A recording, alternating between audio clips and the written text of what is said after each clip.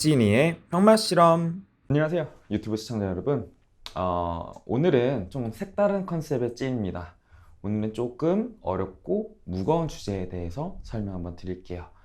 지금 우리가 겪고 있고 가장 힘들게 이겨내고 있는 코로나 바이러스에 대해서 한번 설명드리도록 하겠습니다.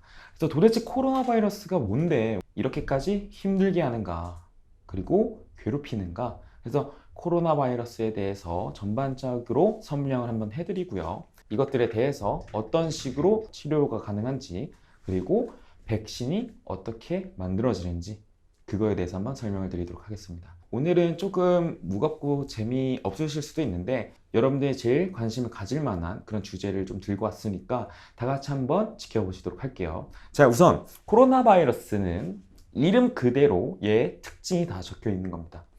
코로나는 여러분들이 좋아하시는 그런 맥주가 아니라 코로나는 왕관이라는 뜻이에요. 그래서 모양이 왕관처럼 생겼다, 이런 왕관 모양을 하고 있다, 그렇게 생긴 바이러스다 라고 해서 코로나 바이러스인 겁니다. 일단 코로나 바이러스는 과거에 메르스나 사스 같은 엄청나게 유행했던 팬데믹을 일으켰죠. 그것도 엄청나게 대유행을 일으켰던 질병의 한 가지입니다. 그래서 같은 종류라고 생각을 하시면 돼요. 근데 메르스나 사스에 비해서 지금 코로나 바이러스가 왜 이렇게까지 우리를 힘들게 하는가? 그 이유는 당연히 사망률에 있습니다. 메르스나 사스 같은 경우에는 사망률이 굉장히 치사율이 높았어요. 근데 지금 코로나 바이러스 같은 경우에는 잠복기도 있고요. 그리고 걸리면 무증상자들까지 있어요. 그렇기 때문에 내가 걸렸는지 안 걸렸는지도 모르니까 그냥 사회활동을 하고 있죠. 그러다가 취약계층들, 취약인들에게 감염을 일으키면서 그분들이 피해를 보고 있는 현실입니다. 그래서 이 코로나 바이러스가 메르스나 사스랑 같은 종류인데, 그러면 그런 종류 애들이 왜 종식이 되지 않고 이렇게까지 우리를 괴롭히는가 한번 지켜보시면요.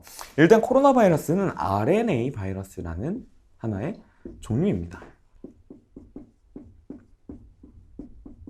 RNA 바이러스예요.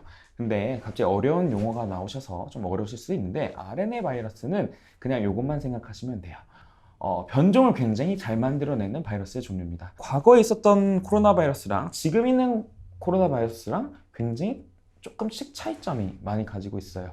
그게 뭐냐면은 계속 변종을 만들어내기 때문이에요. 그래서 변종을 만들어내기 때문에 그에 대한 치료약이나 백신이 만드는 게 굉장히 어려워지는 겁니다. 자, 그래서 이 코로나 바이러스, 즉 RNA 바이러스에 대해서 잘 아시려면 우리 몸에서 어떤 식으로 얘네들을 이겨내는지도 아셔야겠죠. 그에 대해서 설명을 드리면요. 일단 이 코로나 바이러스가 우리 몸에 쳐들어옵니다. 그러면 우리 몸에서는 얘네들을 대항하는 하나의 무기를 가지고 있어요. 그게 바로 뭐냐면은 이러한 백혈구예요. 이 백혈구들이 코로나 바이러스를 발견을 하면은 너 뭐야 일로 와봐 하면서 식균 작용을 합니다. 즉 얘를 삼켜서 먹어버리는 거예요.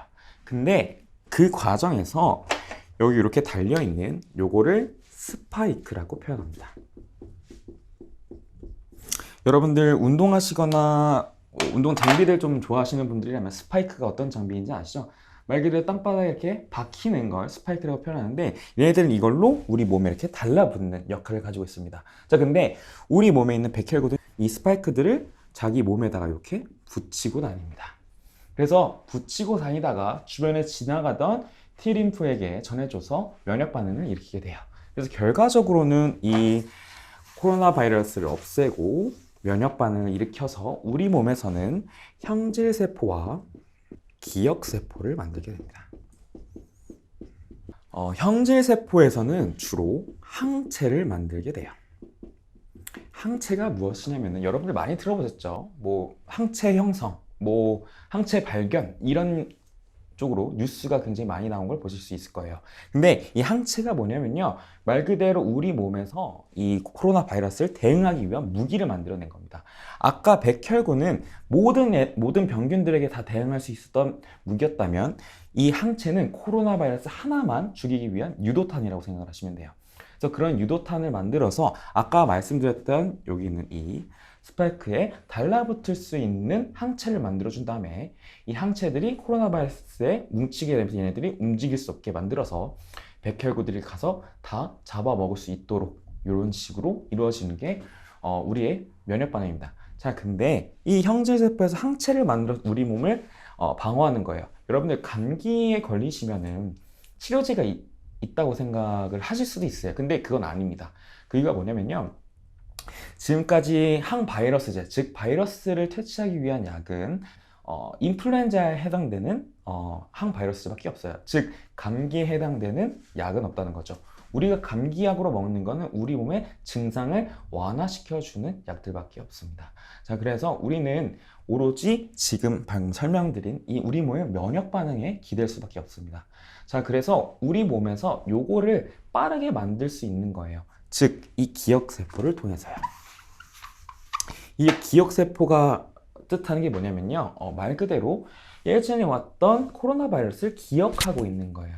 그래서 다시 우리 몸에 침략을 했을 때 아까 말씀드렸던 백혈구가 먹는 과정이 아니라 바로 여기서 형질세포를 만들어서 항체를 만들 수 있게, 즉 굉장히 빠르게 대응을 할 수 있게 도움을 주는 겁니다.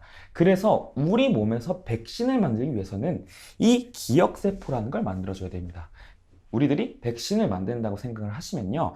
이 기억세포를 만드는 게 목적인 거예요. 자, 근데 이 기억세포를 만들기 위해서는 기존의 코로나 바이러스가 이렇게 나쁜 애였다면은 얘를 어떤 식으로 바꿔줘야 되냐면 지금 여기 있는 건 코로나 바이러스고요. 얘는 백신이에요. 모양이 어떠신가요? 굉장히 비슷하게 생겼죠? 자, 그 이유가 뭐냐면은 겉모양은 비슷해야 돼요. 그게 백신의 원리거든요. 이 원래 가지고 있던 코로나 바이러스가 독성을 없앰으로써 백신으로 활용할 수 있는 겁니다. 즉 모양만 같은 얘를 우리 몸에 넣어주는 거예요. 그래서 뭐를 만들기 위해서 여기는 이 기억세포를 만들기 위함입니다. 그래서 이걸로 항체를 만들 수 있게. 그래서 어떻게 했어요? 아까 말씀드린 것처럼 RNA 바이러스는 여기는 이 모양들이 계속 바뀐다고 말씀을 드렸죠.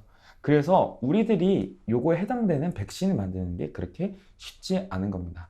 그래서 여러분들도 조금만 인내심을 가지고 기다려 주신다면 지금 이 순간에서도 실험실에서 열심히 연구하고 계시는 수많은 과학자분들이 우리를 위해서 열심히 연구를 하고 계실 거예요. 한번 다 같이 이겨내 보도록 합시다. 우리가 지금까지 조심해야 되는 부분들은 이 코로나 바이러스는 우리 몸에 타액을 통해서 감염이 돼요. 즉 공기 중이 아니라 타액입니다. 그래서 우리가 이걸 막기 위해선 필수적으로 마스크 착용을 하라고 하는 겁니다. 그래서 이 마스크를 착용을 하게 된다면 이 타액을 막아줄 수 있고 감염을 막아줄 수 있는 거예요. 우리나라는 굉장히 잘하고 있죠. 그러나 유럽 같은 나라들은 그걸 잘 지키지 않으면서 매일 몇만 명씩의 사람들이 감염이 되고 있다고 생각을 합니다. 자, 그래서 여러분들 지금까지 코로나 바이러스에 대해서 간략하게 설명을 드렸고요. 일단은 우리가 지금 굉장히 힘든 시기라는 걸 저도 잘 알고 있습니다. 그래서 코로나 바이러스에서 궁금하신 점이나 물어보고 싶은 점 있으시면 댓글로 통해서 물어봐 주시면 제가 그 부분에 대해서 제가 아는 한 최대한 성심성의껏 답변을 드리도록 하겠습니다. 지금 힘든 이 시간 여러분들 어떤 자리에서든지 다 노력하신 거 너무나도 잘 알고 응원하겠습니다. 우리 다 같이 이 순간을 이겨내도록 합시다. 지금 여기까지 찐이었습니다. 감사합니다.